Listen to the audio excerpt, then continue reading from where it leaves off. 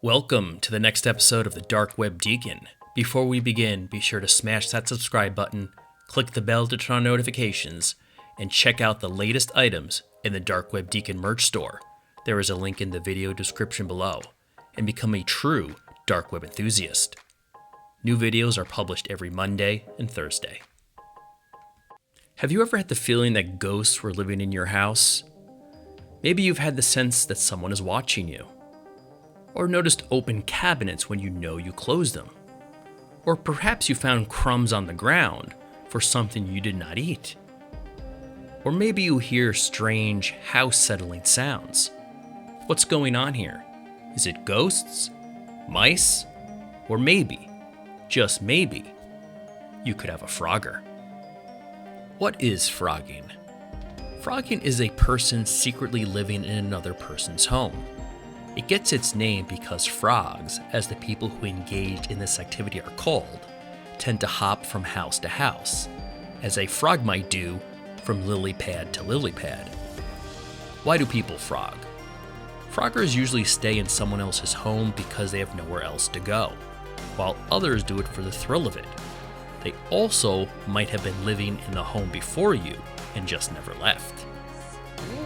Is that you, Jimmy? And I'm like, no, it's not Jimmy. Who is this and why are you in my house? How do froggers behave? Most froggers don't want to get caught. They have a place to sleep and access to bathroom facilities, and maybe even more depending on the size of your home. All rent-free and mortgage-free. Therefore, they usually hide in places like attics, basements, crawl spaces, or any other part of the home residents don't typically go. Froggers will also eat your food or use your shower when you are out of the house, especially if you are on a fixed work schedule and it's predictable. Phrogging might sound like an urban legend, but it really does happen.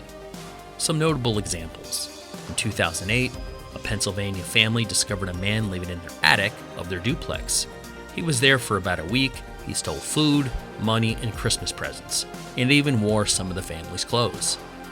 In 2012, a South Carolina woman reported her ex-boyfriend took up residence in her attic's heating unit after he was released from jail, more than 12 years after they broke up. And in 2013, Ohio State college roommates discovered evidence of phrogging in a locked basement of their rental house.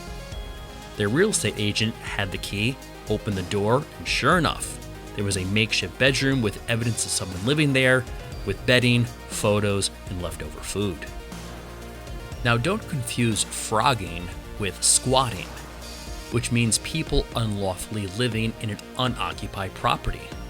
Phrogging occurs when people unlawfully stay in an occupied property. With both phrogging and squatting, the remedy is the same: call the police immediately. Although it really happens, phrogging is not common. Otherwise, you'd hear more incidents about it on social media. And with people working from home so much more now than ever, phrogging is even more difficult.